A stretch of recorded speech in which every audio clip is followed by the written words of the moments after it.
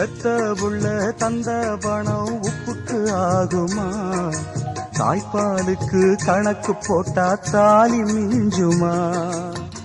பாயக்கட்டி வளர்த்த புள்ள மல்லு கட்டி நிக்குதடி, வாங்கி தந்த காசுக்கெல்லாம் வட்டி கட்ட சொல்லுதடி. கோடு ஒண்ணு கிழிக்க வச்சு கும்மி அடிக்குது அம்மாடி. சம்சாரம் அது மின்சாரம், சம்சாரம் அது மின்சாரம்.